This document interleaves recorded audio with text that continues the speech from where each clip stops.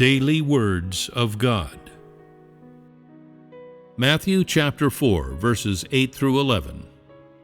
Again, the devil takes him up into an exceeding high mountain, and shows him all the kingdoms of the world, and the glory of them, and said to him, All these things will I give you, if you will fall down and worship me.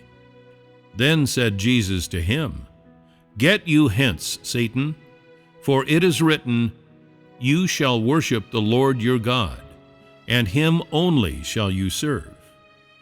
Then the devil leaves him, and behold, angels came and ministered to him. The devil Satan, having failed at its previous two ploys, tried yet another. It showed all the kingdoms in the world and their glory to the Lord Jesus, and asked him to worship it. What can you see about the true features of the devil from this situation? Is the devil Satan not absolutely shameless? Yes. How is it shameless? All things were created by God, and yet Satan turned around and showed all things to God, saying, Look at the wealth and glory of all these kingdoms. If you worship me, I'll give them all to you. Is this not a complete role reversal? Is Satan not shameless? God made all things, but did he make all things for his own enjoyment?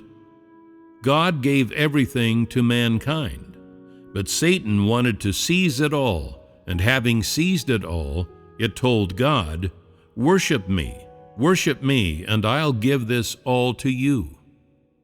This is the ugly face of Satan. It is absolutely shameless. Satan does not even know the meaning of the word shame. This is just another example of its evil. It does not even know what shame is. Satan clearly knows that God created all things, and that he manages and has dominion over all things. All things belong not to man, and much less to Satan, but to God. And yet the devil Satan brazenly said that it would give all things to God. Is this not another example of Satan once again acting absurdly and shamelessly?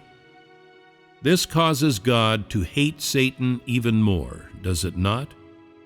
Yet no matter what Satan tried, was the Lord Jesus fooled? What did the Lord Jesus say? You shall worship the Lord your God, and him only shall you serve. Do these words have a practical meaning? Yes. What sort of practical meaning?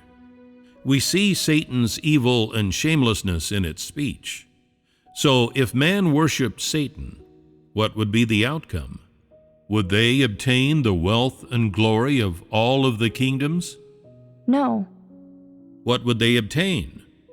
Would mankind become just as shameless and laughable as Satan? Yes. They would be no different from Satan then.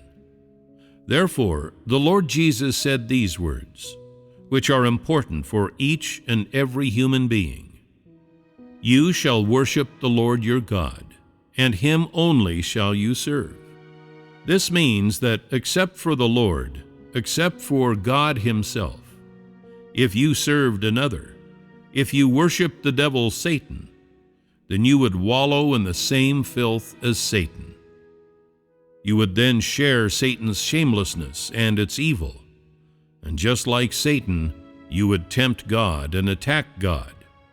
Then what would the outcome be for you? You would be loathed by God, struck down by God, destroyed by God. After Satan had tempted the Lord Jesus several times without success, did it try again?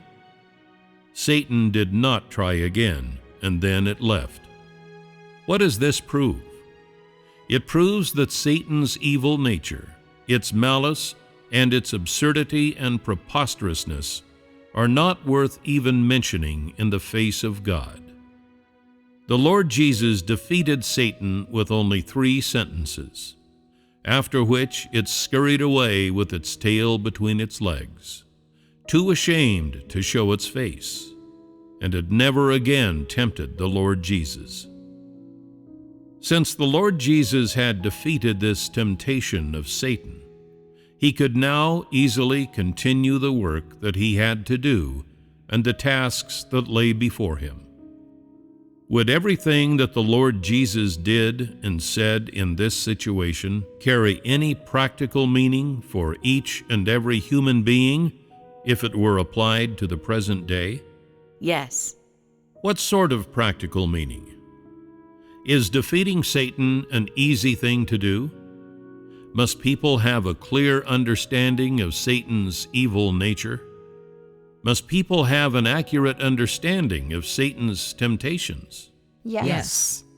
When you experience Satan's temptations in your own life, if you were able to see through to Satan's evil nature, would you not be able to defeat it?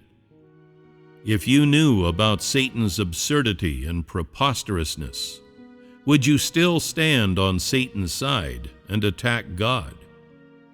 If you understood how Satan's malice and shamelessness are being revealed through you, if you clearly recognized and understood these things, would you still attack and tempt God in this way?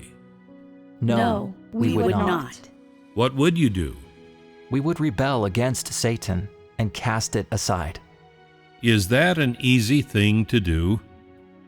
It is not easy. To do this, people must frequently pray. They must often place themselves before God and examine themselves. And they must let God's discipline and His judgment and chastisement come upon them. Only in this way will people gradually extricate themselves from Satan's deception and control. Now, by looking at all of these words spoken by Satan, we will summarize the things that make up the substance of Satan. Firstly, Satan's substance can generally be said to be evil, in contrast to the holiness of God. Why do I say that Satan's substance is evil? To answer this question, one must examine the consequences of what Satan does to people. Satan corrupts and controls man, and man acts under the corrupt disposition of Satan, and lives in a world of people corrupted by Satan. Mankind is unwittingly possessed and assimilated by Satan. Man, therefore, has the corrupt disposition of Satan, which is Satan's nature. From everything Satan has said and done, have you seen its arrogance? Have you seen its deceit and malice? How is Satan's arrogance primarily displayed? Does Satan always harbor the desire to occupy God's position? Satan always wants to tear down God's work and God's position and take it for itself so that people will follow, support, and worship Satan. This is the arrogant nature of Satan.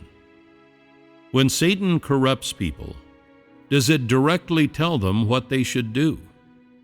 When Satan tempts God, does it come out and say, "I am tempting you, I am going to attack you"? It absolutely does not. So what method does Satan use? It seduces, tempts, attacks, and sets traps, and even quotes from the Scriptures. Satan speaks and acts in various ways to achieve its sinister objectives and fulfill its intentions.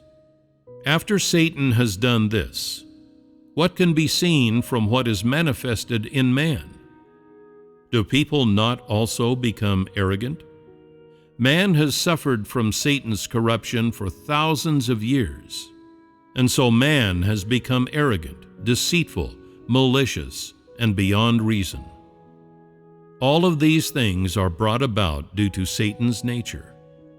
Since Satan's nature is evil, it has given man this evil nature and brought to man this evil, corrupt disposition. Therefore, man lives under the corrupt satanic disposition, and like Satan, resists God, attacks God, and tempts him, such that man cannot worship God and does not have a heart that reveres him.